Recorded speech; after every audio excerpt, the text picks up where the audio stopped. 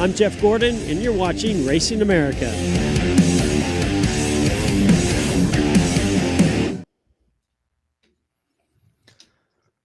Well, indeed.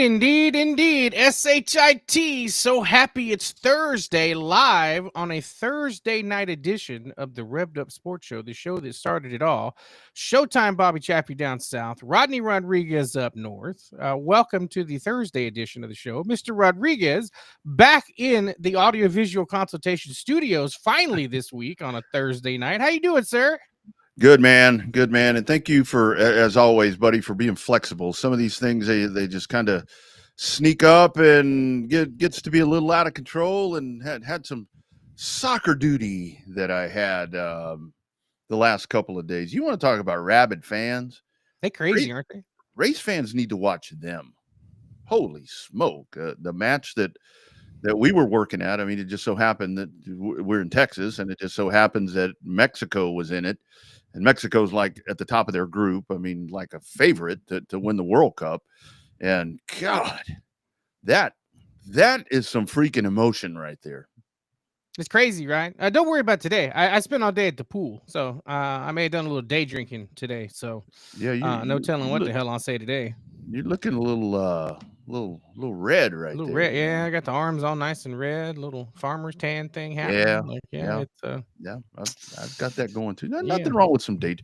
I got home and I had to get. I'll tell you offline because I don't really want to go into details and offend anybody. But I had like a horrible parking situation last night at the end of that match over there at AT&T Stadium. It was just terrible, I was ready to chew barbed wire.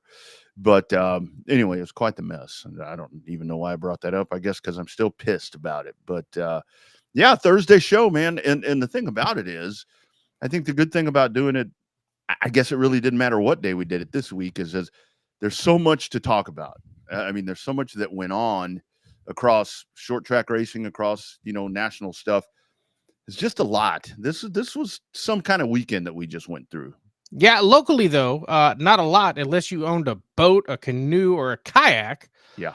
For us locally down in, at least in South Texas, south of say Waco, everybody pretty much got rained out from the only remaining pavement track there in Houston to all of our local short tracks here. So, but on a national scale, yeah, they lots to talk about, especially with the race involving Mexico there in the beautiful city of Mexico City.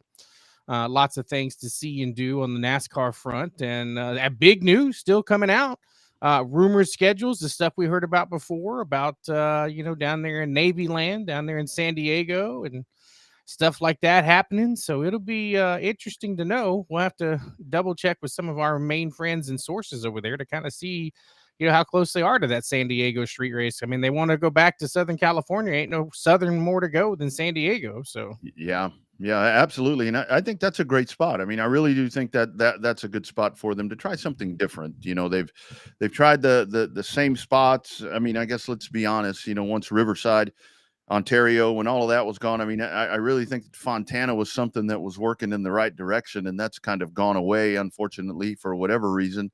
And I don't know the timing of that, where it really seemed like those last few races at California Speedway were the ones that were, I mean, I thought it was really trying to take it to the next level, but I guess you have to get people in the seats, and that's a discussion we'll have later. We've got some short track streaming news in Texas to talk about, and kind of not so much about that particular situation, but just kind of what folks' thoughts are, with that, because it does bring up a good question. But we do need to mention down our way over here, and it's I guess it's not actually in Texas, it's in Arkansas. We've got the Mike Parker Memorial that's going on, and for all the folks that have asked and that have reached out on X and all the different stuff about what is a factory stock, another big one coming up this weekend.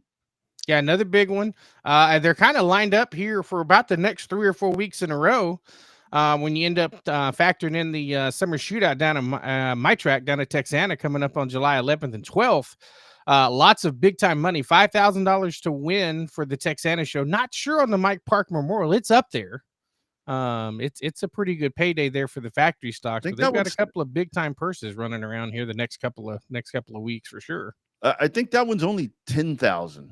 And I Yeah. say only 10,000 to win because remember we had the $30,000 to win just a couple of weeks ago. So yeah, that's a lot of money, man. That is a whole lot of money, and that's what's on the line right there. But that's what you get over here because folks, I think that different people that we talk to with that misconception because I think with just I mean through Racing America and different things that we're doing right now that folks think that we may not have racing here where it's like our pavement is slow, yes, but when it comes to dirt, I mean that's really where it's at around here and up into Louisiana because there's tons of that shit every weekend. Tons of those cars. I mean, you got to figure on any given Saturday night in the great state of Texas, Arkansas, Louisiana, and even in Oklahoma, because now they got the USRA sanctioned factory stocks as well.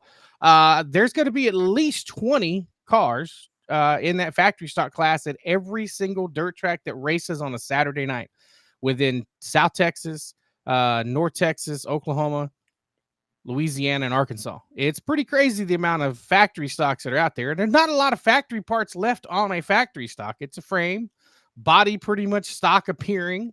But it's not an entry level class anymore, but it's not, I mean, they spend as much as you do on an IMCA modified and Yeah. IMCA sport mod. So they're definitely not cheap. Somewhat comparable, would you say, to a stock car, IMCA stock car, sort of, kind of?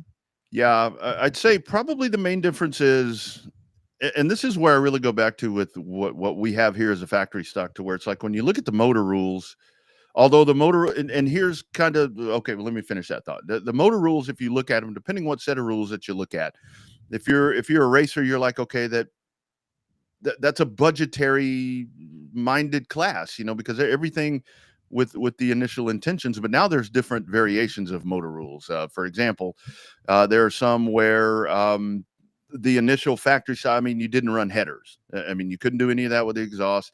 Some rules now you can run headers and so forth. So there's variations of it, but I would say, but the IMCA stock cars still have them, when it comes to suspension and so forth, because you see, like the stock cars, they're the ones that are three-wheeling, where the factory stocks, you do see that very uncomfortable body lean, where whatever, but still, the whole thing is, and the tire thing, obviously is something that we talk about. So those of you not familiar with that, one of the initial inceptions of a factory stock, it was like, okay, we're going to run asphalt pull-offs.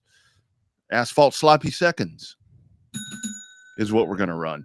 And but now they've gone to grooving and they've gone to their own racing tires. So but yes, they look like IMCA stock cars, I guess. They do, but they're their own unique animal. You could definitely check them out at any racetrack that you can find, either in person and or on a streamer on a Friday or Saturday night here in the great state of Texas. So that was a lot of fun watching that. Although most of the tracks, I don't know if we had the pictures pulled up of Texana and oh no, I Corpus didn't pull them. Christi. Yeah, with my shit. track under about 6 feet of water there in the infield. So not going to be wasn't going to be able to race. So the next race will be down there be June the 28th with our good buddy KR and the South Texas IMCA Modified Series. So we will have fun with those guys and gals as they come roaring into the Flag City, USA, little bitty 5,000 capacity Edna, Texas. So do you still think, I'm glad that you mentioned that, because this is something that I've thought about a couple of different times, to where, like, when it comes to me, and this is more because of just like, we talk about Boone and all the different places where the stock cars race. So, and let's just talk about our general area, about down here, because up north, I mean, again, those people are going to say we don't know what a factory stock is because they don't exist over there, and if they do, they're not what they are here. But like, do you think here that if you wanted to get to the upper echelon level where you were going to be a dirt track stock car driver, the best that you could, highest in value, whatever, do you think it's still the stock car, or has this is a really good question. We should have put this on the social.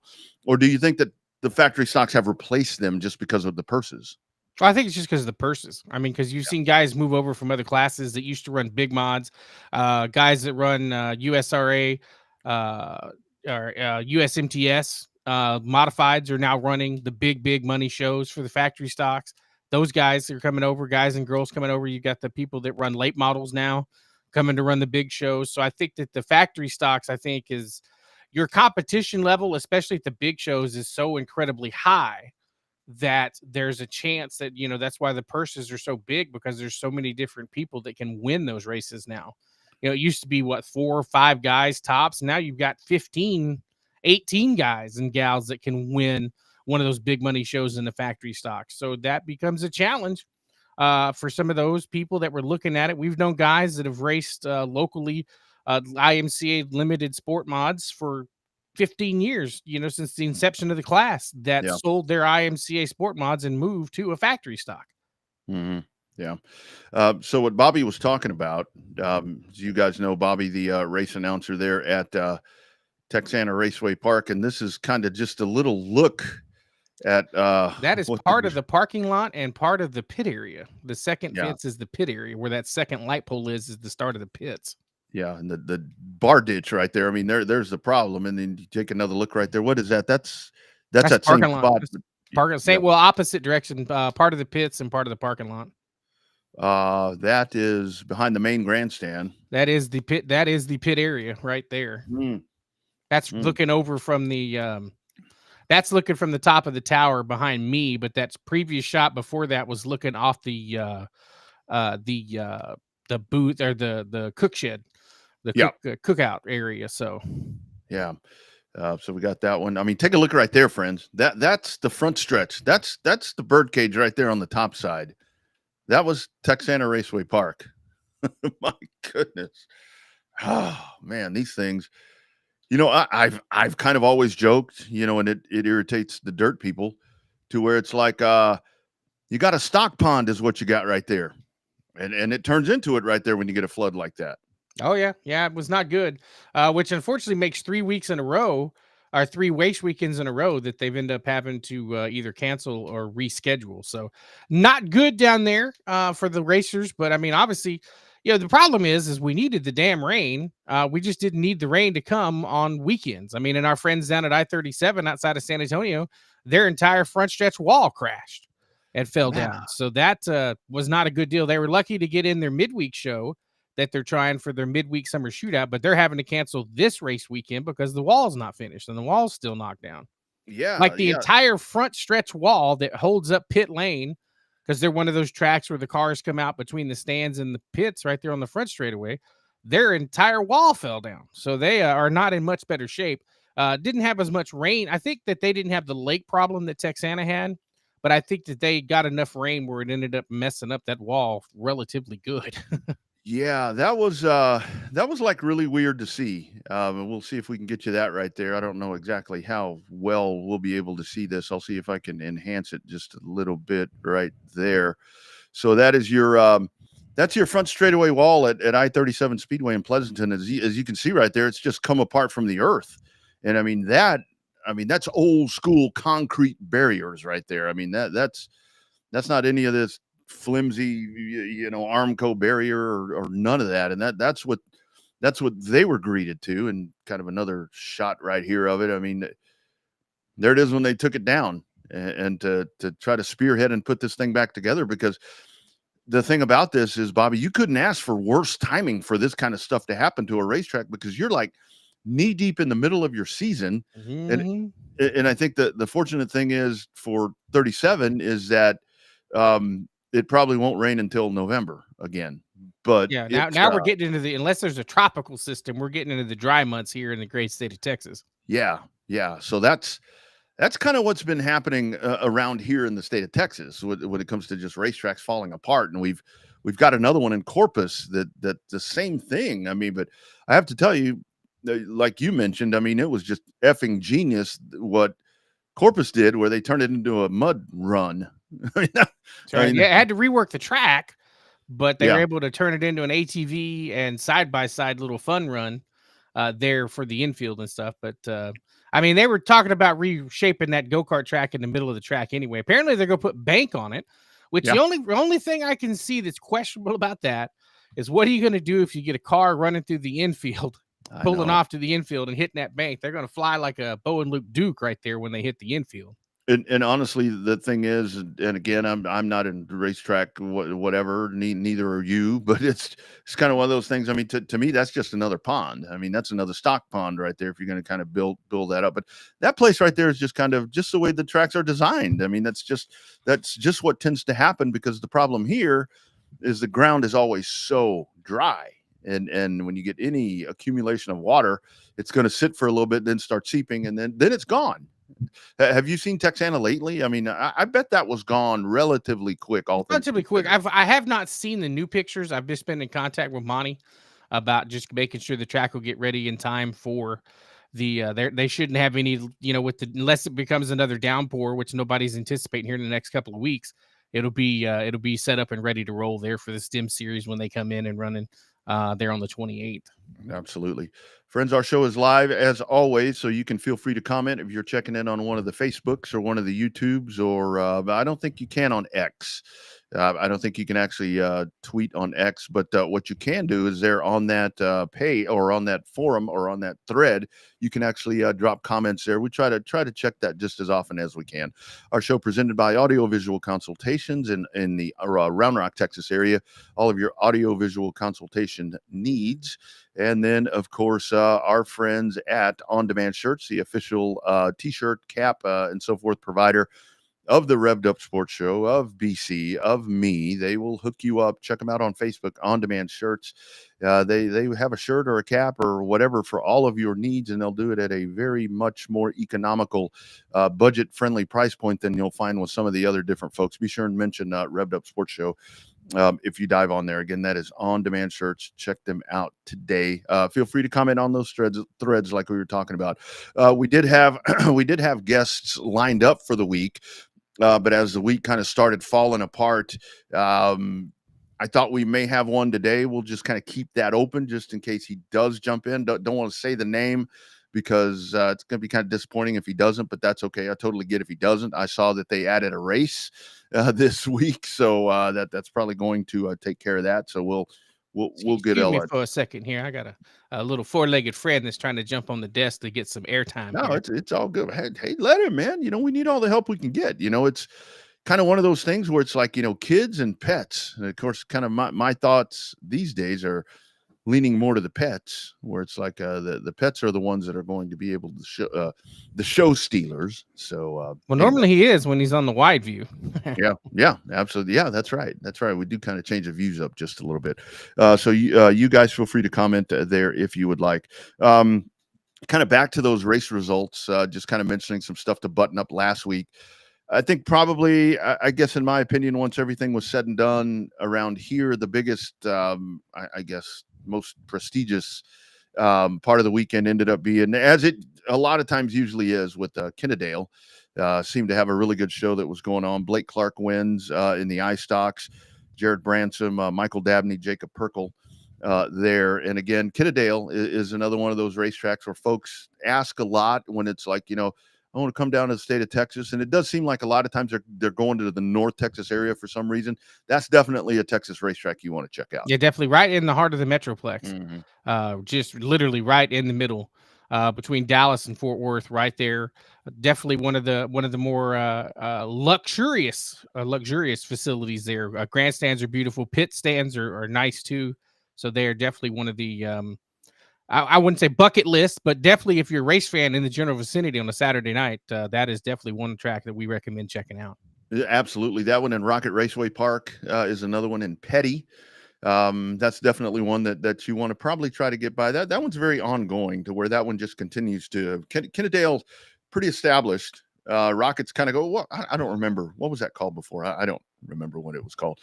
But they've got some really big stuff coming up there as well. So those are two that you want to check out. Now, if you're coming south this weekend, our friends at Cotton Bowl Speedway, and actually, if you go out there, you'll see the Revved Up banner on the backstretch over there. Cotton Bowl Speedway Racing, that is one of the fastest Texas racetracks that you're going to find when it just comes to sheer speed. I mean, that's a true oval there. It's probably, I guess that is the newest racetrack around here. And they have the Southern United Sprint cars that are coming in, and it just always their client base of racers and fans. I mean, it's like when we talk about racetracks need new fans, Cotton Bowl's got the same ones that have been racing in Austin for about 80 years. I mean, it's people just keep showing up, and A lot of our old friends from back in the pavement days still either racing the dirt track or attending the races that we know, from years past. So lots of good things happening with our friends and partners over at Cotton Bowl Speedway in Page, Texas. RaceCBS.com for all your schedule information. Yep. And as you mentioned, Bobby, Houston, the pavement track rained out. And again, I think it's kind of that's a no-winner a lot of times when it comes to that, to where it was an early call that was made to say, let's not try to race, because it was. I mean, the weather was horrible around here, but I think by the time you got to Friday night and Saturday, you probably could have run, but the decision had already been made, because like we say here, I mean, people are all going to the greater Houston area because there's no other pavement track. So you have to be cognizant of that part. They do with, there's not, as strange as it sounds, in Houston, there's not a lot of Houston local racers running at HMP. A lot of them come from outside of San Antonio, because that was a hotbed for pavement racing for 40 years. Some of them come from the Austin area, hotbed of pavement for 50, 60 years. And then they get some guys from the Metroplex, Dallas, Fort Worth, that try to come down and come over. And so you have a lot of travelers, especially in the pro classes, the pro trucks, the pro modifieds, stuff like that. So a lot of the local guys tend to race the eco stocks and the stock cars and the Crown Vic, stuff like that. Then you've got a legend contingents for the INEX series all over the state, coming down there and racing with those guys. So they come over from Louisiana as well. So kind of got to take into consideration the long drive for the Legends cars too. So, and the Legacies as well, but they're getting a road trip coming up with that doubleheader coming up next weekend. Right on key with Five Flags in Mobile next weekend, along with the Modifieds and Mayhem racing there at Mobile for sure. I think they run doubleheader for the Modifieds too, Friday night and Saturday night there at Five Flags in Pensacola and Mobile. Man, that's a really big opportunity there for the Legacies, and our man John Meeson, long time racer here in our state, that he'll be making the drive, and what they're going to do right there. You've got, Brian Benedict has been on here with us before, and I think he's kind of taking the reins there, maybe kind of trying to, whether it be the mouthpiece, and I mean that in a flattering term, Brian. When I call somebody a mouthpiece, that's somebody that gets shit done. So that's kind of taking that helm right there, and they are not going to, because I've seen a lot of the Legacy teams start making their way to Mobile. Riley Allen, that was on here, they go to Mobile every chance that they get, but for them two to go back to back right there on two big half miles, and this is going to be one where, like we've mentioned before, the Legacies, this may get strung out. I mean, it may, I don't know, but these little cars are sharp. These are some sharp looking cars. And the beautiful thing about it, what you'll learn about this class, and they'll be on the center stage next week. You're going to catch them on Racing America, to where it's just the different, where you've got the guys like Meeson and Knotts and Benedict that have done this for so many years.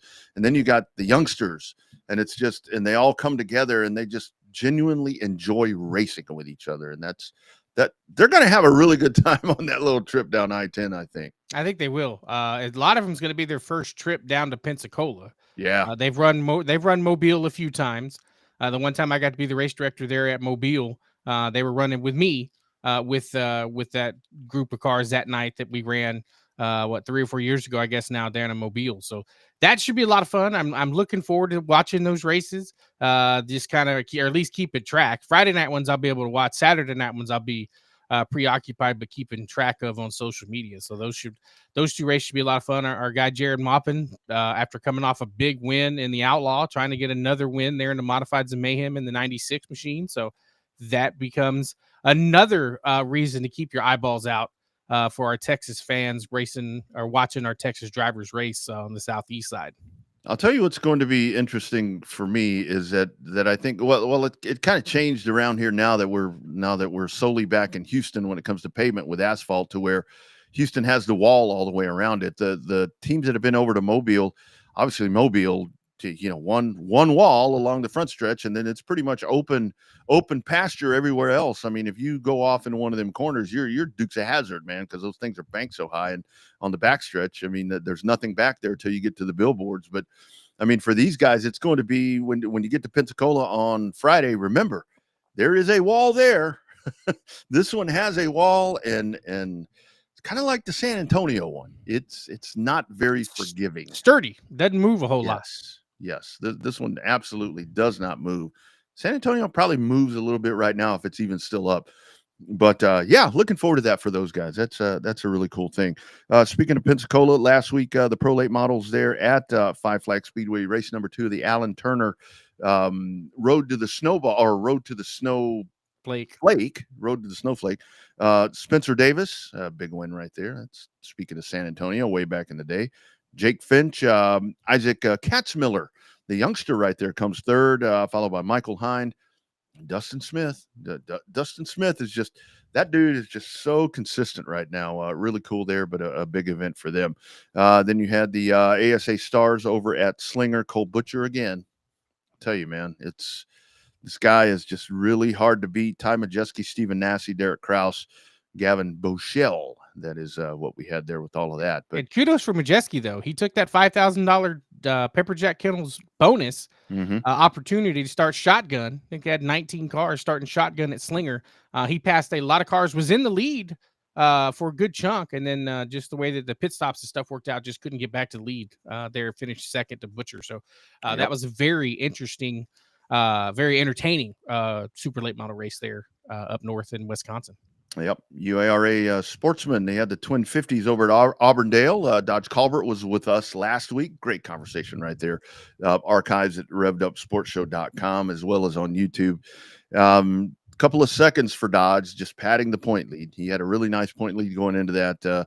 2 of them back-to-back in the Twin 50s. Brandon Moore wins the first one, and then Tim Sozio wins the second race, and those were a lot of fun to watch too. I mean, those are just, that's a very balanced class right there. I mean, so Sozio did more. They kind of had them covered there in their races, but it was it's really good to see a good fat car count like that on a short track like that, and these guys just racing. You have shit that happens, but just really good stuff there with the UARA Sportsman. One Colbert's little brother won in the Legends cars there at Atlanta, like he talked about. I won a top 5. He went down there and spanked their ass. That's right. And won. So that was apparently his first race there in with the new classification there with the Legends cars, and he put the whooping on him and won that race down there in Atlanta, or I guess technically for them up at Atlanta, coming in from Florida. See what happens when you come on this show. I mean, that kid, I think it's probably his first ever appearance on one of these programs, and boom, there he goes. I don't think he needed us from everything that I hear. So yeah, good for him. Good stuff right there. I think that really about covers everything that we had last weekend. This weekend coming up, we do have the Pro Late. Speaking of Mobile, so the Pro Late Model Challenge now, the Rogers Dabbs Pro Challenge will go to Mobile. And these are 2 different things where you've got the Road to the Snowflake, and then you've got this Pro Late Model Challenge. It kind of goes I think it's 4 different tracks over there. So you've got John Boland, 6 points to the good of Dustin Smith.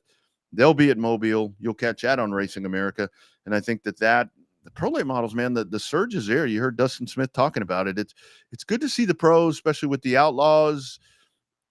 I don't think we really have the balance in all of it yet. And I made a statement the other day where it's like, the super late models and the pros are making a comeback. And I had somebody from Dirt text me and say, oh, yeah, but you ain't getting 147 cars. I'm like, that's not the goal. You didn't have 147 cars when it was healthy. But it just seems like we're getting all these classes to really generate their own legs. They are, to a certain extent, and I think that the pros, I think everybody's understanding exactly just how expensive it is to run a super late model nowadays. So a good alternative, and it's still a training ground. It's still a developmental series for your next round of super late model racers, but just a little more cost effective, if you will. Not so much on tires and motors and stuff like that. Just all around, less races or less laps at the races. So pros somewhat more affordable than your regular super late models. So it's good to see the class getting back to a reasonable car count number to where the racing is good. Nowadays, I mean, I think anything 20-ish cars is a good car count now. I mean, that's just the way it is, economy wise, everyday racing wise. 20. everybody complains, oh, you got to have short fields and all that. Realistically, the way things are, the average cross country, probably 20, 25 cars max per. If you pull in 25 to 28, you're doing exceptionally well. You can average about 20 to 22. You're doing fairly well. Yeah.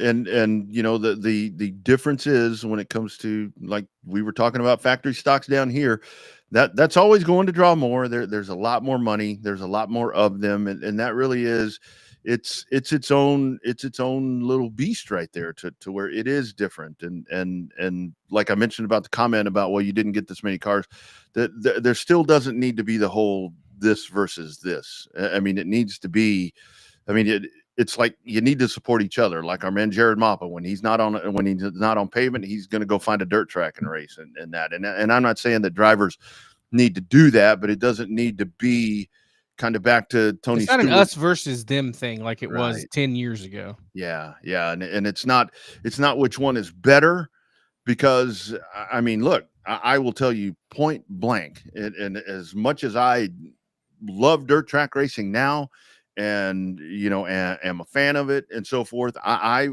would rather watch, I mean, given the choice, I'd probably rather watch a bad asphalt race than a really good dirt track race. And that's just personal preference. And everybody has that.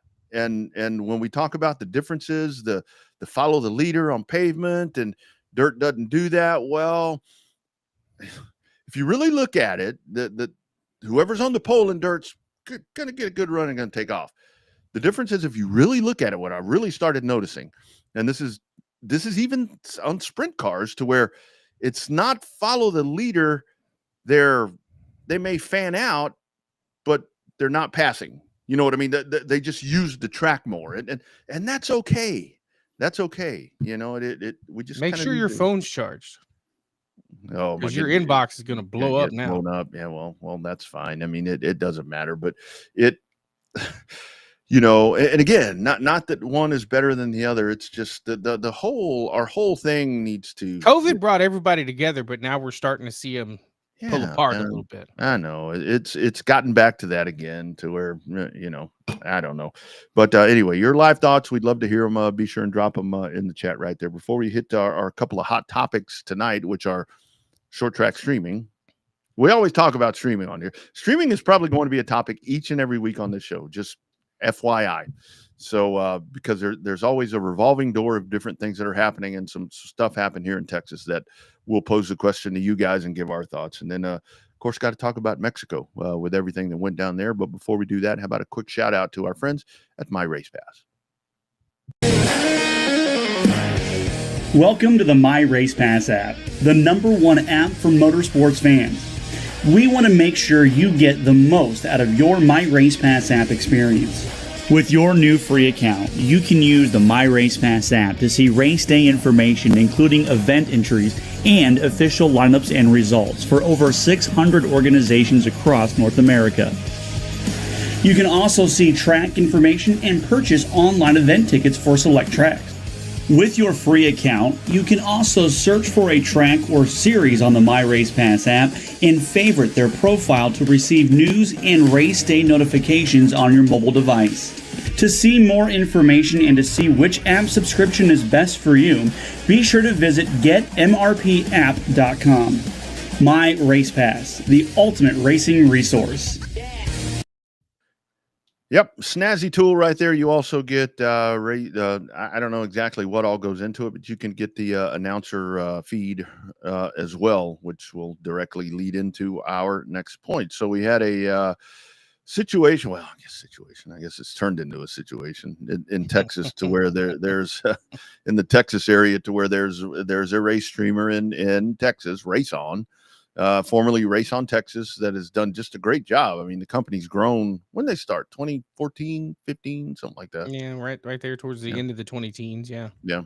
And they've done they rule the market here. I mean, there's not anybody else in town. I mean, they do it well, and they cover almost every racetrack, and they set up a model to where it's like with revenue sharing and so forth with the racetracks, and all of that's in place. I mean, there's financials that I don't know and probably don't want to know. I mean, they do a really good job. But Bobby, this week, 2 of their racetracks decide that they're not going to do it anymore, citing the reason being, saying that, I guess using my own word here, that it's detrimental to the front gate with streaming. And we've mentioned that before. Does that really, in your opinion, you've been around this as long as anybody, damn, you're old. Does that really affect it? I mean, because that's the back and forth now. And hell, we're on a streaming channel now, or a lot of streaming channels, but we're not a live event or live race. We're not a live race. Nobody's coming to sit in our grandstands here. I think that it affects it to a certain extent because you can use ourselves as an example. Because it's a 4-hour ride from here to Houston. From my house to Houston is almost a 4-hour ride when you factor in traffic in Houston. And I like asphalt racing, and I love the people in Houston, know them all. Used to be the announcer down there for a while. But it's a whole lot easier to plop down in the lounge chair, flip on the streamer, and watch that racing when I'm not doing anything, by not announcing, not doing the pit side reporting, not doing the post-race interviews, and just watching from a fan perspective. It's a whole hell of a lot easier to park in the Barker Lounger, and the bathroom is 30 feet away, and the fridge is 25 feet away, and it's not hot as Hades. It's about 72 degrees in my living room or my man cave studio here where I watch the races. So I can understand that to a certain extent, but I also understand somewhat the need for it with some of the comments that we saw there on social media. Grandma lives 5 hours away, can't make the drive, wants to watch us race. I have family out of state, can't make the drive, want us to watch us race. You and I both have particular racetracks that we like to stream. I mean, you watch the racing at Mobile just like I do. Mobile and Pensacola. We don't always drive 12, 14 hours to get over there to watch a weekly show. We watch it on a streamer. But it's that fine line between your local audience and your traveling audience, I think, is making the big difference. Yeah. That's, in my opinion, where you have to figure it out. Your hardcore fans are going to be there regardless. We talked about that. Your hardcore fans at every single racetrack, from the time the gates open, they're sitting there, to the time the last checkered flag drops, they sit there. They're involved. They have they may not even have relatives there. They're just known to be there every week, sit in the exact same spot every week with the same chair. But on the other hand, I think that becomes the challenge to where you have to engage your local market. I think that the streamers and stuff have a tendency to keep your out of towners from coming. But I don't know how much any streamer has the effect on the local track level. Like I've used the analogy before, I sit in my man cave on Friday nights and I'll watch the action from Marshalltown Speedway in Marshalltown, Iowa. But if I lived in Marshalltown, Iowa, I need to get my ass to the racetrack. I don't need to be watching it on a streamer. Yeah. I think that's where more, and the 2 tracks are the HMP Oval track in Houston that we were talking about, and the South Texas Race Ranch in Corpus. I think, to me, where this would relate more would be more to Corpus, because Corpus is a little bit easier to navigate than Houston. Because when we say Houston, it's not like, okay, here's Houston. Houston is like this. I mean, you've got suburbs of Houston that are Houston, Sugar Land. And I mean, out there where the racetrack is, to me, that's not Houston. That's way the hell out there. And then, Humble. Yeah. Yeah. Galveston. I mean, all the different places. I mean, when you hear Humble, all you really hear about Humble is their baseball team and the ponchos that's still there. I mean, that's really all you hear about Humble, but that's where that racetrack is. But it's like maybe with Corpus, to where it's like the fans across town, maybe would be able to make their way over. But the whole thing is now it's just so easy to not go. I mean, and like, you and I, we were hanging out on Saturday, and then that was fun, by the way. We need to do that more often.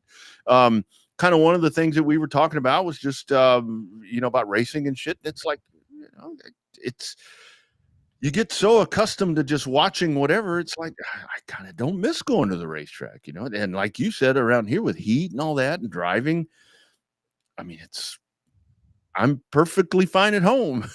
I mean, if I want to get into all the gossip and all the bullshit going on behind the scenes, I'll just get on Facebook, and it's just like being there, but I'm drinking a beer and doing it at home. So I don't know if it hurts the front gate, because I think that folks just don't want to go anymore. And I see it as a luxury, but I do see you can't beat the on track experience. But at the same time, Bobby, this is where I don't. If I'm going to go to the racetrack, I want to go to the racetrack. I want to watch racing. I don't want to watch long ass intermissions. I don't want to watch nothing. I don't want to watch nothing. I can watch nothing at home and watch something while I'm watching nothing. So I get it, but it's really hard to get people to get there. Well, and the other part too is the element of the racers. We all raced, and we all wanted to. Back when we raced, there towards the very end, we've had the very beginning opportunity to watch our races. Right, Yeah. we had to wait 2 weeks to get the DVD from the video guy that sold the DVDs. Right, that's how we got to watch it. It wasn't instantaneous when you go home, flip on the streamer, and watch your race. I mean, we used to do it I still do it when I announce. I don't usually do it the night of when I get back, because it's a 2-hour drive from my house to Texana. But I still drive through it, and usually by Sunday or Monday, I'm watching, just buzzing through the replay to double check my announcing, just double if there's an action that I remember that I wanted to see. There's another race I wanted to see, because you only get a chance to recall so much when you're announcing.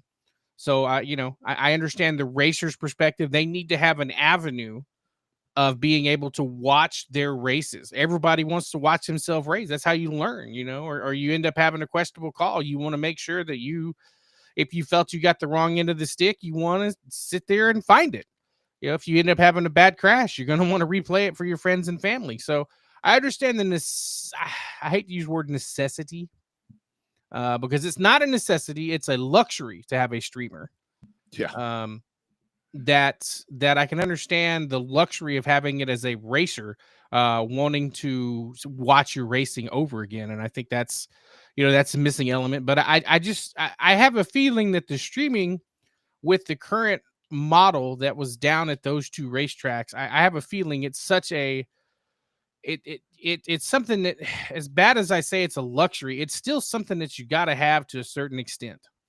And I think they'll find a way to make something happen. But I just think that it's, it has to, everything at a racetrack has to make financial sense. It is a business.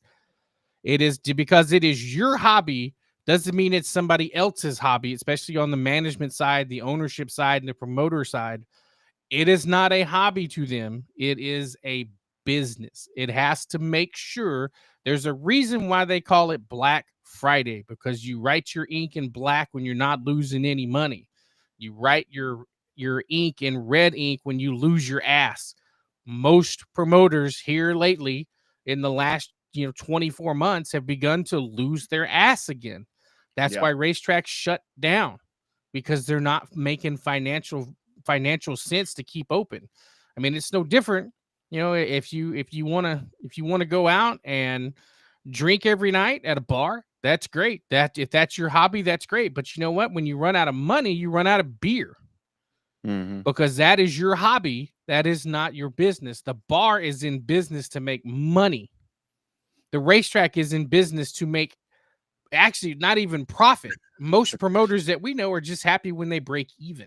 Yeah. And that's where the other part of that is. And again, I don't know. I've never known the business model of Race On, of Racing America. I got a pretty good idea Flo's got their shit together, it seems like. But not that the others don't. But what I mean is that's the part to where, with, again, the racetracks have the racetracks are providing the service, and with the way that, from everything that I've gathered with this, and I've always been told about this, is, X amount is going back to their, as it should, because that content belongs to the racetrack. You can get to where, I guess maybe you get a two-sided argument to where a streamer or whoever, a provider, can say, well, that's true, this is your content, but I'm taking it and packaging it and doing whatever, and I'm doing all these different things. I don't give a damn. I mean, that yes, that there can be a fee involved in that, as there should be, because to produce this show, commercials, whatever, there's money involved. And the whole thing is, I mean, if you get to where you're producing stuff for free, it's probably a shitty content is what you're getting out of this. But this is where the racetrack does need to have a piece in the pie. And that's where you go back to, is the racetrack really losing butts in the seats? Probably not, but it is adding exposure for the racetrack that the racetrack should be compensated for. And depending who you ask, it's like, I'm not getting compensated. You are getting compensated. And that's their business to figure out. But that's where I don't know if this is something that's about to start, and where it gets so complicated. Because I remember when we were with Houston and Mobile, Gina ran her own streams and just did them for free, absolutely for free. But she did have people that would donate that. Hey, I want my emblem on that stream. I want my logo on that stream. Boom, here's money. So this, I don't know. I think that this is one where, but here it's definitely caused a lot of concern. I think where it kind of sucks is on the pavement side, that it had to come to this point, and it's the one pavement track. So I don't know. I don't know what the resolution is. Well, I just think it becomes, an ability to be able to. It's so hard to give your content away for free. Well, we know firsthand about that as well, giving your content away for free. But it becomes a challenge to where you just have to justify where your bottom line's going to be. I think that's the key, right? And that's because it ends up being, every racetrack is different. Some racetracks I know break even at 1,000 people. Some racetracks have to have 3,000 people in the grandstands. Your big shows where you pay, $30,000-$40,000 to have a touring series come in, they got to be sold out to the rafters standing room only to break even. Yeah. And that's with sponsors helping foot the bill to get the touring series in there. A lot of fans don't know, when you have a touring series at a racetrack, it costs, it doesn't matter whether it's a local show, like in our case, a STEM series race, an SUS race, or, a big time, ASA stars race. It costs these racetracks money to get a touring series to come to that particular racetrack. So you multiply that in, chances are the streaming numbers are a little higher when those cars are in town. But then it becomes the bottom line of where do you want your dollar to go? Do you want your dollar to come from the streaming service? Do you want your dollar to come from the butt in the seat? Chances are you want the butt in the seat because they buy beer and they buy food. Yeah. That's I can understand that.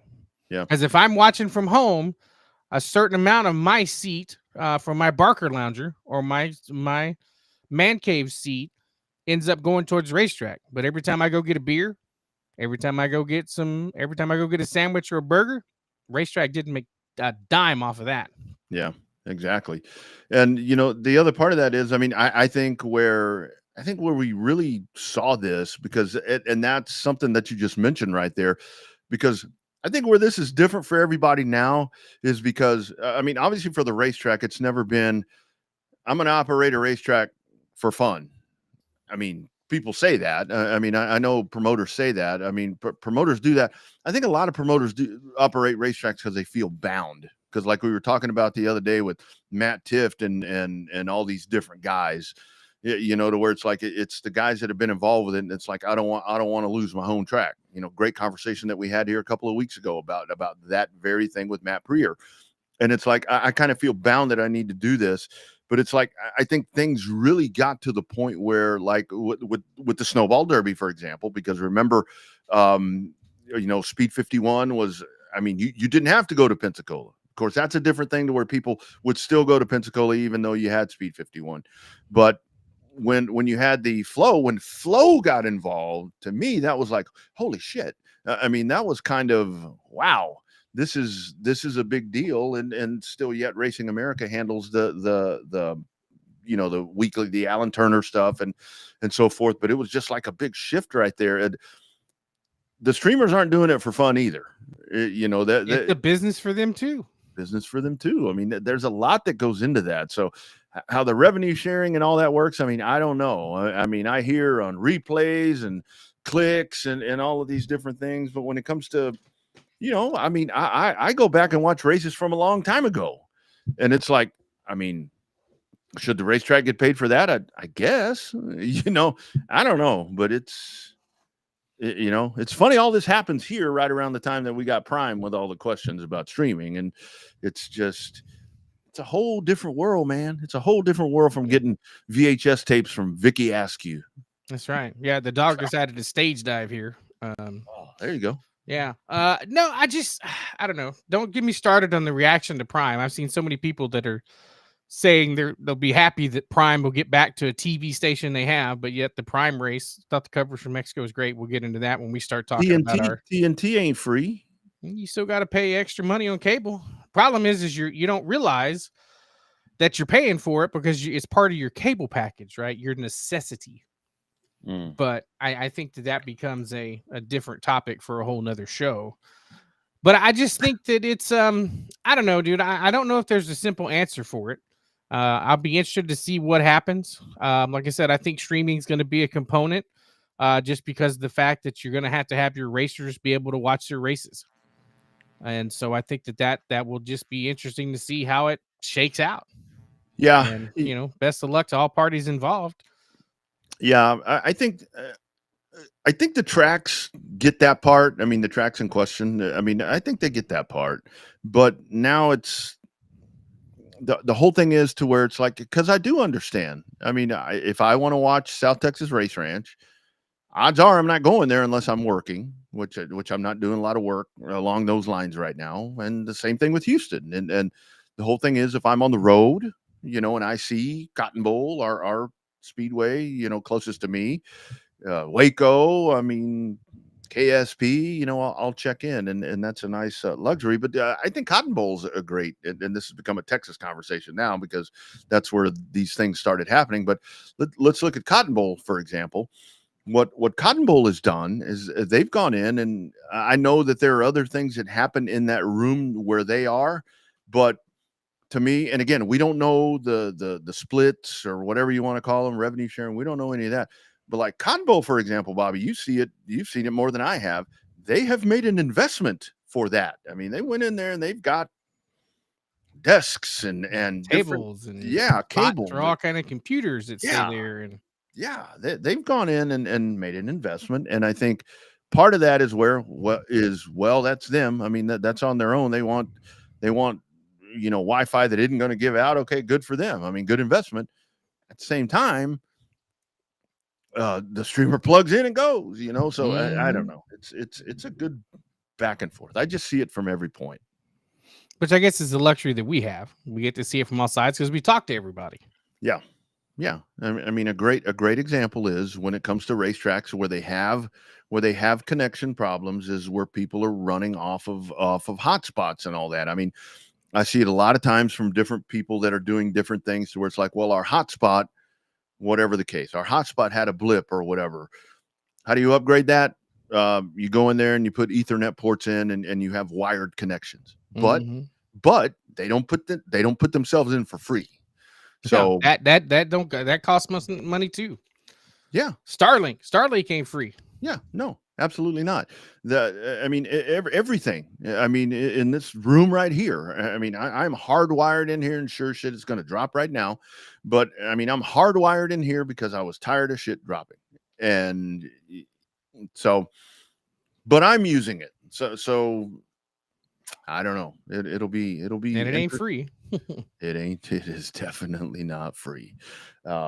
And they're digging more holes. Are they doing Google fiber out your way, or you already have? You probably we have AT&T fiber here. Yeah, I have Frontier fiber and Spectrum something, but the Spectrum sucks, so we went with AT&T. You know, it was so funny because when I had Spectrum here, I mean, it was actually great. I mean, I moved to the AT&T fiber because it was just I couldn't pass it up. But we had like door knockers and stuff when I got home off the road today, and it was like Google fiber is coming. So I'm like, great, another one.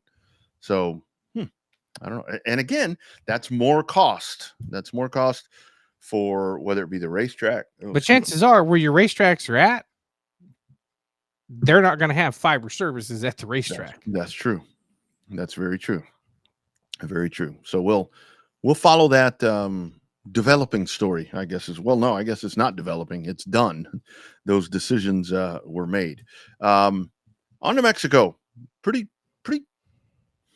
I mean, it kind of stunk up at the end, but that just really seemed like I got to tell you, Bobby, the one thing that I keep hearing about from that whole experience in Mexico was that the drivers and the teams really appreciated, now looking back, that they were stuck together the whole time. Mm-hmm. Sounds like short track racing, doesn't it? Well, I mean, the way that they all got bust in, bust out. I mean, the only people I know that did any touring was some of our media friends. Oh yeah, all I saw those. I mean, they were all out eating every time. But, yeah, that's all I saw. They're all eating. I'm like, okay. Well, but they didn't venture very far from the racetrack. I mean, the racetrack's not quite in the center of the city, but it's in the central vicinity of Mexico City. So yeah, there's lots of choices. I mean, when you go to I mean, you've been to big international cities like I have. You go to Barcelona, London, Paris. I mean, those are all great big metropolitan areas. When you're staying close to the major center of the city, it's generally safer because that's where all the patrols are. That's where all the cameras are. That's where the effort is. When you go down to Mexico to your tourist traps, those are generally safer areas. It's when you leave outside to take an excursion outside a ship. That's when it's not quite as safe because it's not as concentrated. Where your people are going to be has a tendency to be a little bit more secure. Yeah. It's just that simple when it comes to travel. Yeah, they're going to do the most to take care of you because they want you to come back and they want you to spend your dinero there. So, well, that's Mexico. But I mean, and the other part of it, I know that there was a lot of with the logistical stuff. And look, that was stupid. Yeah, and this is something new. I mean, you can prepare as much as you want. I mean, you can. But things are going to happen. And the whole thing is, I mean, if you really look at this, I mean, the logistical stuff, yeah, you were going to a different country, but I mean, the logistical stuff, that wasn't Mexico's fault. I mean, it was somebody else's fault, I guess. I don't think it was a Mexico plane, I don't think. But those things are going to happen. But kind of my whole thought with that is, hopefully this was kind of something for the teams and the drivers to where it's like, damn, we got it good. We got it good. This is like, they were traveling like regular people this past weekend, right? I mean, like you and I, your flight gets delayed. What do? Jack shit. You get on Facebook and complain. That's all you get on Facebook and bitch about your flight being delayed, just like we do. Yeah, get on the Twitter because you're not going anywhere. And so I thought that it was a little humbling for these guys, to where it's like, oh, okay, man, we what? No jet airplane? When they charter in and out of Concord. Yeah. That Concord Airport used to taking the chartered planes out of there. When you have to ride commercial like everybody else to get to a racetrack, it's interesting. Changes your perception. Yeah, absolutely. And I think that was something that was probably a good thing. And of course now, back to normal. I mean, back with the States again. But I just thought that it was just really good interaction. And I think the timing of it was with everything that was going on back here during that weekend to actually see that, I know all of these different things, but open arms, everybody kind of getting along. It's kind of cool to watch. I mean, they had that full-fledged Mexican military escort on the way down. Oh yeah, that was, ain't nobody. Which you knew was going to happen. I mean, of course, that's why the convoy only did 50, 60 miles an hour to try to keep everybody together. Yeah, there's nobody going to mess with those people, and I think, like we said, I don't know if we talked about it here. I talked about it on something else, to where it's like, say what we want to say about the cartel and all these different mean people over there. They're not dumb enough to go and try dumb enough to hit a event that big. Yeah, it's like, are you kidding me? I mean, you can say what you want to say, but those people, this is going to sound wrong, but those people pull off what they pull off because they're not dumb. And, that wasn't going to be the case with that right there. But I think that, to have, it was that camaraderie thing gets thrown around a lot. And that's really what it seemed like, just between the fans and the folks of the country and with the race teams and all of that. I was driving in today and I heard Noah Gragson talking about where he was like, something that was really different was, we would go out to dinner with other drivers or people from teams that hell, you walk by them in a cafeteria, you're not going to stop and talk to them. But we did, because we could actually communicate. So I thought that was really sweet. I thought that's pretty cool. I think other than maybe a few less people in the stands and what you and I both thought would probably be there, Yeah. I think it went best case scenario minus the ass whooping at the end by 15 seconds. Yeah. Yeah. I think that there was racing throughout the field. You had the drama at the end with Stenhouse and Hocevar. Lots of different stuff to be had with it. So, NASCAR thought outside the box. Do they go back? I think they go back again. I think it was successful enough to go back. NASCAR's on that 3-year plan. Generally, I think this will be the last year we have the Chicago street race, especially if they move the street race to San Diego. Will they end up going to Chicagoland Speedway? There's rumors of that. Track's still there in decent enough shape. Who knows? The question is where, and the problem is everybody's going to piss and moan that there's another road course race. Got news for you. That's the only place left to race. Yeah. Because of the fact there's not any extra ovals sitting around anywhere. Yeah. And nobody's going to build them. I mean, I think I heard something today as I was driving back into where there's an old, I don't know if it's a baseball field, football field, something in Philadelphia, kind of in the Philadelphia area, to where maybe Steve O'Donnell was talking about trying to find partners to buy that to turn it into a racetrack. But this would be like a permanent racetrack in the Philadelphia area. And I think this all came about because of with Pocono this week. But that's the only way that's going to happen. You're not going to have new racetracks that are built when folks like TMS, for example, when folks are like, NASCAR doesn't need to be at TMS. I'm like, yeah, they do, because the whole thing is, you're not that anything would happen to TMS, but let's just say that it got to the point where you weren't going back to TMS. What happens to TMS? Sure shit ain't an IndyCar race. For whatever reason, after watching Gateway the other night, I'm like, we need to be at TMS. Mm-hmm. But yeah, I mean, nobody's going to go out and build a new purpose. You're not building, and then you get the argument. Well, let's take them to Wilkesboro. Let's take them to Rockingham. Let's do this and that. Go back and watch the YouTube videos, because of the fact that Facebook deletes our videos after 30 days. The full video archives are on YouTube. Don't forget to like and subscribe to the channel. We need to get the subscriber base back up. But the Cup Series isn't always going to go to those places. I thought being at Rockingham in person, the Xfinity Series and the Truck Series was just enough of a race to be able to have a really good race weekend. You didn't need the Cup Series there. You didn't. You didn't. So, next season when they go to San Diego, next season when they end up going to Montreal and different stuff like that, it's part of it. The biggest thing is the fans have to, I guess, because of the fact that it's another road course and you got the king saying NASCAR is not supposed to be racing on road courses. It's just the way it works. It's just the way that modern day racing works. If you don't like it, quit watching. It's that simple.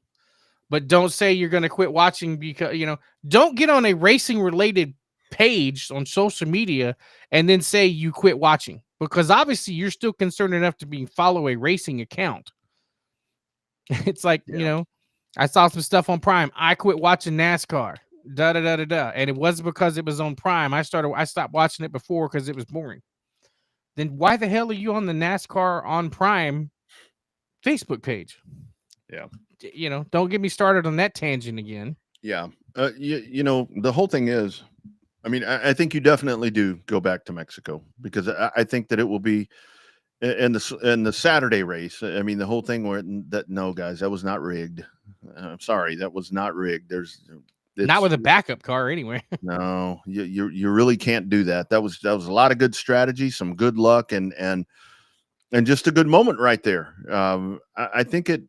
I do think maybe, and this is where it's interesting, because like you talked about I would have liked to have seen more fans, like you mentioned right there. What happens in year 2? I think a lot of it was maybe a lot of the unknown, but I do think that the series came in and produced enough excitement and a good enough show to where next year, which I think they go back, that it does generate more.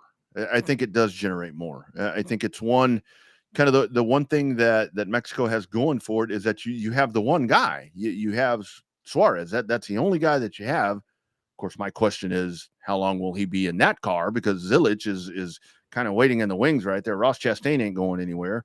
SVG ain't going anywhere. I mean, my whole thought would be, when Suarez won that race, even though it was a Busch race, the first thing I thought when he crossed that finish line in the manner he did, I'm like, he bought himself some time. He bought himself some time with Trackhouse, because you can't get rid of that dude now, especially if you're going back to Mexico, because they needed to run a little better on Sunday, but they did. I mean, that was the whole thing. I would have liked to have seen a better result on Sunday, but you have to know that with the logistics and all that, it's going to be better planned. It's going to be better put together. It's now you've done it. Now you've done it. I mean, go back in there, figure out the schedule for where you're not going from Michigan to there to Pocono. Don't go from Michigan to Mexico to Pennsylvania. That just don't make no sense. Yeah. I was talking to a fella the other day. I think it was Monday before I left, and it's like, the answer's simple. You run COTA and then go to Mexico. I'm like, you can't run two tracks like that. I mean, can you imagine that back to back? I mean, I don't care. I mean, that'd be great. I mean, it would be great, but you can't run back to back road courses. I think you end up running TMS and then Mexico. I think so. Because then your next race could be Wilkesboro, Charlotte, something a little closer, Bristol. Yeah. Something a little easier commute. I mean, I think that's what you'll see next year. And you know what sucks for TMS in that manner was, because when I was down there in May, I mentioned this to you, man, there's a lot of Mexicanos over there. And I think that the bad thing for TMS was, because that was a good push that they seem to be making right there with the Hispanic community. That's going to kind of be like, nope, we're staying. We're gonna watch a race at home. So I think there was a lot of good out of it. I mean, the bad things, I mean, yeah, the drivers got sick when they got back. I mean, but that's a shit you deal with. That's just a general travel. I mean, it doesn't matter what you do. You're going to get sick when you come back from Mexico. Yeah. I mean, make sure they have the week off after, or, I mean, I guess that's how you fix that. But I think they go back. The street course thing with Chicago, I agree. Let's call it a good old try. Let's do something different. That one just hasn't moved the needle for me from the first time. And I think a lot of it may have been the weather, but I'm just like, all right, whatever. I'd like to see it without raining. Yeah. But I think Chicagoland, that place does look really good. You seen some of those pictures? Mm-hmm. It looks pretty prime. I'd like to see the Busch Clash. If they, instead of going to Brazil, go down to unless you keep it at Bowman Gray, but move that, let that be the street race in San Diego. That'd be fun. That's a pretty good idea. Yeah, that might work. Because then you don't lose a points race that way. Yeah. I think the only problem with that may be just the money that it's going to take to get that done. I don't know what San Diego looks like. I mean, I've never been there. I've heard a lot of good things about it. But I think that's I do like that it's kind of a different, part of California, because California's so damn big. But yeah, but I do think Mexico was a really good opportunity there. It's a good experience and a good experiment. Yeah. And the other part about it is total viewership numbers down. But I think I saw today that NASCAR's capturing. They're capturing. That was the youngest audience in the history of any NASCAR race ever, and that's what they wanted. Yeah, I mean that's the other thing, to where I see different things from some of the insiders, to where it really seems like this is something that is very strategic that NASCAR is trying to do, to where it's like, look, big picture, we're going to lose out, but smaller picture, we're gaining this new audience. And this new audience will be more than likely able to turn to TNT. They will cross over. Because last we heard, it's the same production companies and stuff going to be doing the TNT broadcast that did the Amazon Prime broadcast. Yeah. Out of that great big center they built in Charlotte, the NASCAR production studio there in Mooresville. Yeah. Or Concord. Yeah, it's right down the street from Roush. Yeah. So there you go. I mean, I think when you look at it from the strategy point, I think it's a win. And we'll see one more on Prime this week, and then off to TNT, and we go from there. Good stuff. See, we don't need guests all the time, friends. We can just sit here. We actually do watch this stuff. It's like, so some people some people get on some of the different things and start talking. I'm like, what the hell are you talking about? But Mike Parker Memorial happening here in at 67 Texarkana Speedway over in Arkansas. That's that $10,000 race that we were talking about. We did talk about as well. You've got the challenge at Mobile, so check that out right there, and lots of other good stuff all available for you. Go find a racetrack, like we say. Go sit at one if you want, and if not, find a streamer. And we didn't even talk about Carson Hocevar. Oh yeah, we got to talk about that. Go ahead. Well, both Hocevar with his incident with Ricky Stenhouse and his little escapade there in Mexico with his little travel companion. Hey man, you know what? Good for him. I mean, if he, if that's what he's choosing to do, when his team starts complaining about it, that's when it's a problem. But that dude's what, 22 years old. I am a little tired of the whole, well, I'm 22 years old. Come on, man. You've been trained. You've been trained for this moment. They've spent a lot of money to make you ready for this. Quit using that. Just don't say anything. I think a lot of times is what's better. I think they're missing the boat though with Stenhouse not selling shirts. To say, I'm going to beat your ass when we get back to the States. And I do want to say to that, with it's like, well, Stenhouse is full of shit because he didn't want to beat his ass there. Do you know what Ricky would still be in Mexico jail? That's right. I don't think you want to go on especially there. You don't want to go over there because La Policía is going to get you. And they don't care about what happened at, where was that, Nashville, wherever that. They don't care about that. What they saw was a guy beating the shit out of somebody. And that's not something that's taken lightly over there. Yeah, no, it's not. Yeah. It could be two white dudes. I mean, whatever the case is, that's Ricky would not be racing in Pocono this week. So good job by him. Smart. Yeah. In the heat of the moment, very smart, but I don't know. I mean, but I mean, it was the team. It was Spire Motorsports that was the one that fined him. Yeah. His own team fined him the $50,000. Wasn't NASCAR, wasn't the sanctioning body. It was his own team that said, oops, and it wasn't for the fight. It was for the derogatory terms. Yeah. And derogatory outlook towards Mexico. I think he called it a shithole or something. He called it a shithole. And that's, I mean, for one thing, that part of Mexico is not. I mean, there probably are parts. I'm sure there's parts here. There's parts not far from me that could be called that. But that's where it goes back to the maturity thing. And again, this was on one of those streaming. What was that? It was like iRacing. iRacing. Oh, it was on Twitch. Okay.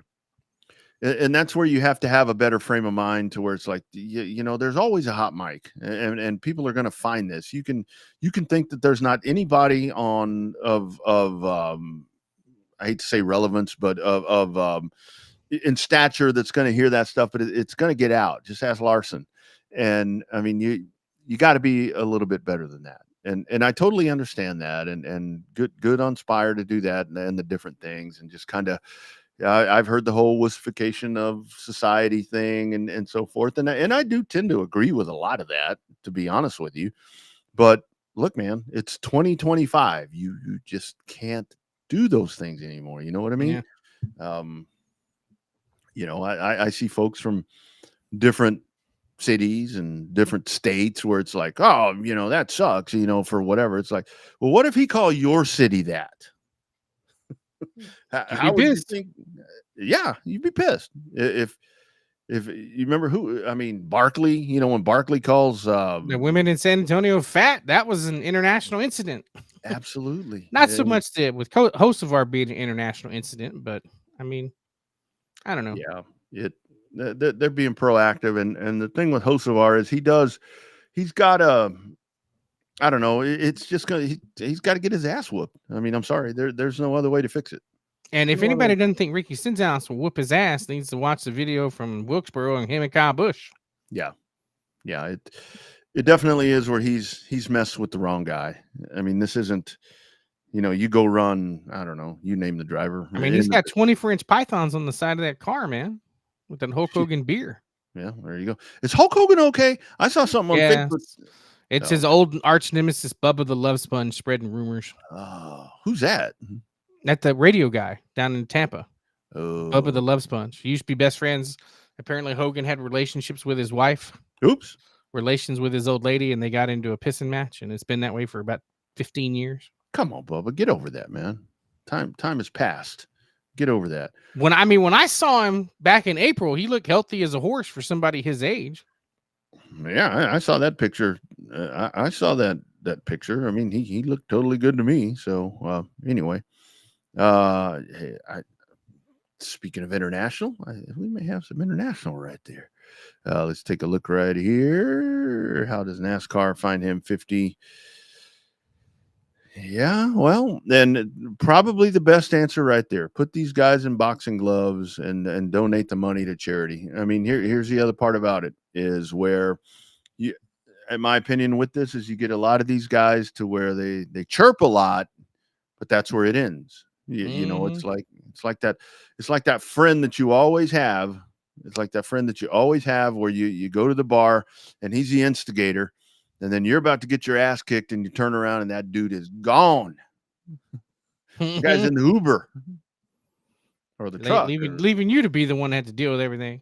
Leaving you the one to get pounded. That's what a lot of these guys do. But yeah, for Hocevar, and again, the whole thing is I think a lot of people that again, because like we mentioned, Bobby and I have watched racing for a long time. This is nothing new with Carson Hocevar. This is just the way he races. I mean, he's just another one in a long line of people that just get in, do dumb shit. Yeah, maybe he'll last a little longer than the others. Someone will calm him down. Someone will calm him down, and it's going to take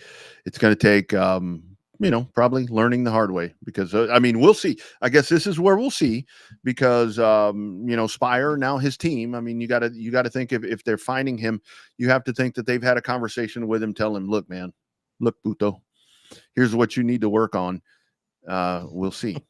but the bad thing is I think for Hocevar is even if he, let's say that I hate to say clean up his act because I think it's great. Well, I mean, look what happened when they tried to slow down Ross Chastain. Took him took him a year and a half to get his mojo back. Yeah. Let's say that Hocevar turns over a new leaf, and I happen to think if Carson Hocevar turns over a new leaf, he's not going to be as competitive as he is right now. Just my opinion. But let's say that he does that and he stops doing everything that he's done right now. That's when Ricky's really going to get him. Because that's when he's going to be vulnerable. And Ricky runs up on him and he's like, oh, man. Oh, if they get close together at Pocono, he gone. He gonna wreck him at Pocono. I heard him saying, "Well, that's a high speed track." Blah blah blah. Maybe for Alex Bowman wouldn't do it, or Willie Byron, or not Ricky Stenhouse. Not Ricky Stenhouse.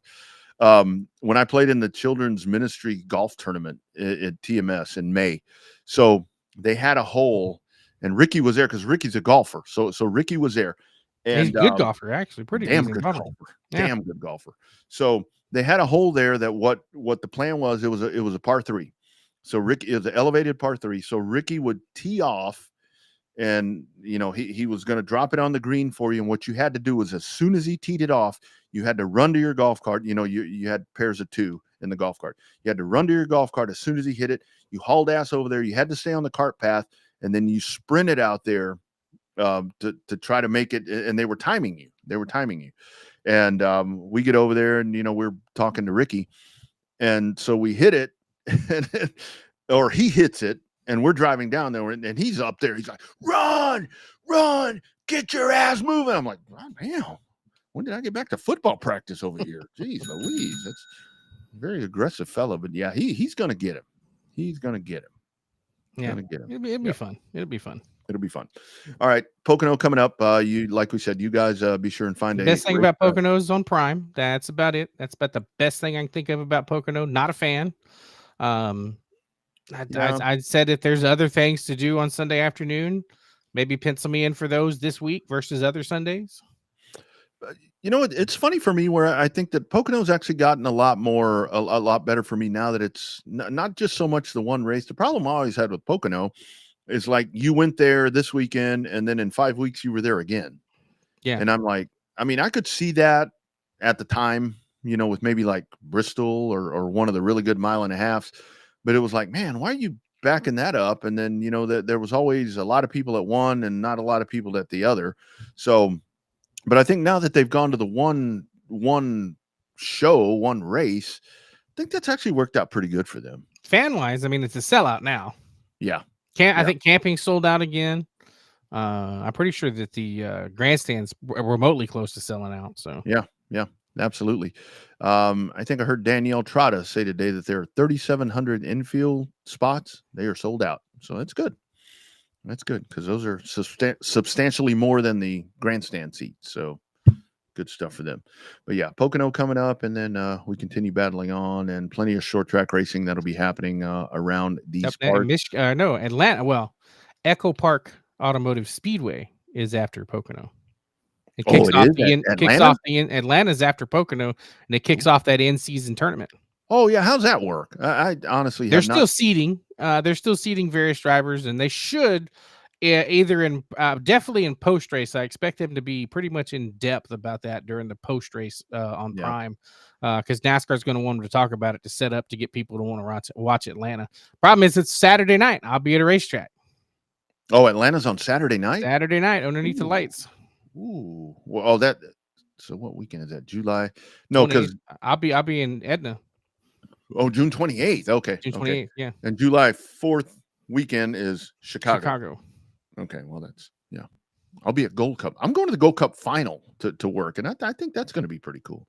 I actually enjoyed the soccer. I mean, I don't want to do it. Be careful who you say around soccer, though. Remember, it's football. Oh, yeah, football. Yeah, that's right. Football. Yeah, football. Because here we have football americano. So I did see a lot of people in the NASCAR circles that they're wanting to learn Spanish now. I'm like, well, make sure we're going back and then learn it. Otherwise, you're going to be extremely frustrated when you can't figure it out. All right, my man. So, short show just as usual, hour and a half. So we will do this again next Tuesday. Again, the only reason that this happened was I was the problem here. I was on the road, and Tuesday became a problem. And luckily, we were able to get all this put together for you guys. But we will definitely do it again. Tuesday, and then the week after that, I'll be live from the Golden Nugget.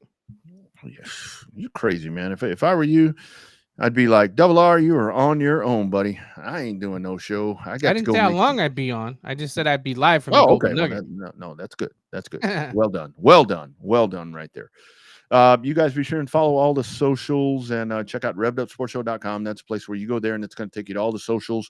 The latest replays are there. The audio podcast is right in the middle of the page. You can find it there. Also, if you go to whether it be Spreaker, whether it be iHeartRadio, whether it be Apple iTunes or Google Play, just search Revved Up Sports Show, and you'll be able to, on that app, you can listen to every episode right there. Including the old school ones. You got with the NASCAR Hall of Famers and everybody. Got the real old stuff on there. But we will have you another live one.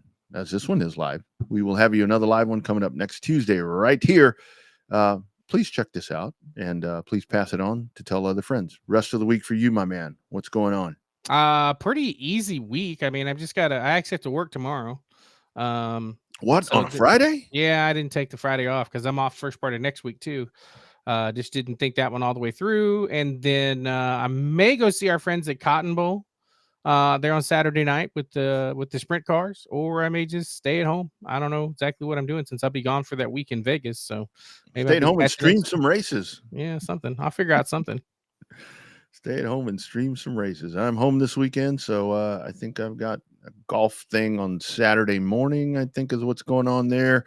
CBS, we'll see. I don't know. Usually pretty tuckered out after that. We'll go and do the pre-race for him. Yeah, that's true. No, hell, then we got to be there early. I'd rather go do the post race. The post race would be funner. But you guys, thank you all for being a part of the program. We look forward to doing it again next Tuesday night, right here, same time, same place. Showtime Bobby Chaffee down south part of Central Texas. I'm Rodney Rodriguez, the northern part of Central Texas. Thank you all. We'll see you at a racetrack soon, or see you back here online next Tuesday. Be well, friends.